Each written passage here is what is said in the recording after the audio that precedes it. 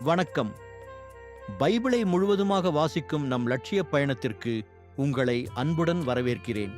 இன்று நாம் தொடக்க நூலில் 22வது அதிகாரத்தை வாசிக்க இருக்கிறோம். இதுவரை நாம் மொத்த நூல்களில் 1.76% நூல்களை வாசித்து முடித்துவிட்டோம். இன்னும் சில நூல்களை முடித்தால் நம் பயணம் வெற்றிகரமாகும். இன்றைய வாசிப்பின் மூலம் அந்த இலக்கை இன்னும் முன்னோக்கி நகர்த்துவோம். வாங்க தொடங்குவோம். ஈசாக்கை பலியிட ஆபிரகாமுக்கு கட்டளை. இந்நிகழ்ச்சிகளுக்கு பின் கடவுள் ஆபிரகாமை சோதித்தார். அவர் அவரை நோக்கி, ஆபிரகாம் என, அவரும் இதோ அடியேன் என்றார்.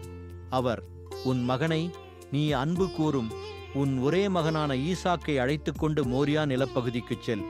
அங்கு நான் உனக்கு காட்டும் மலைகளில் ஒன்றின் மேல் ஏறி பலியாக அவனை நீ பலியிட வேண்டும் என்றார்.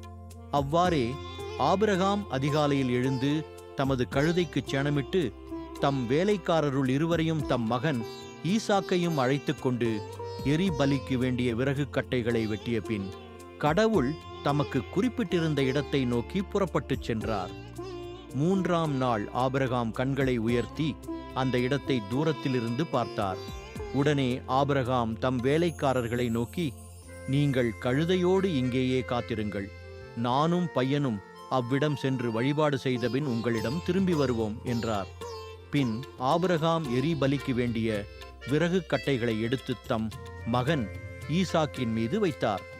நெருப்பையும் கத்தியையும் தம் கையில் எடுத்துக்கொண்டார். இவ்வாறு இருவரும் சேர்ந்து சென்றனர். அப்பொழுது ஈசாக்கு தன் தந்தையாகிய ஆபிரகாமை நோக்கி, அப்பா என, அவர், என்ன மகனே என்று கேட்டார்.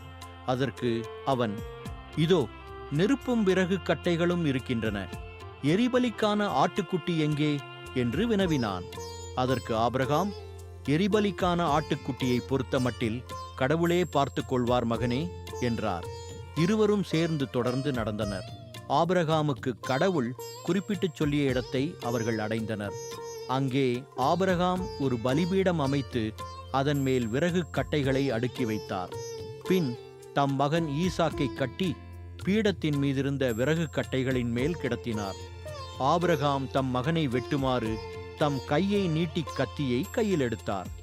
அப்பொழுது ஆண்டவரின் தூதர் வானத்தினின்று ஆபிரகாம், ஆபிரகாம் என்று கூப்பிட அவர், இதோ அடியேன் என்றார். அவர், பையன்மேல் கை வைக்காதே, அவனுக்கு எதுவும் செய்யாதே, உன் ஒரே மகனையும் எனக்கு பலியிட நீ தயங்கவில்லை என்பதிலிருந்து நீ கடவுளுக்கு அஞ்சுபவன் என்று இப்போது நான் அறிந்து கொண்டேன் என்றார். அப்பொழுது ஆபிரகாம் தம் கண்களை உயர்த்தி பார்த்தார். இதோ முட்செடிகளில் கொம்பு மாட்டிக்கொண்டு நின்ற ஓர் ஆட்டுக்கிடாயை கண்டார். உடனே ஆபிரகாம் அங்கு சென்று அந்த கிடாயை பிடித்து தம் மகனுக்கு பதிலாக எரி பலியாக்கினார். எனவே ஆபிரகாம் அந்த இடத்திற்கு யாவேயிரே என்று பெயரிட்டார். ஆதலால் தான் மலையில் ஆண்டவர் பார்த்துக் கொள்வார் என்று இன்று வரை வழங்கி வருகிறது.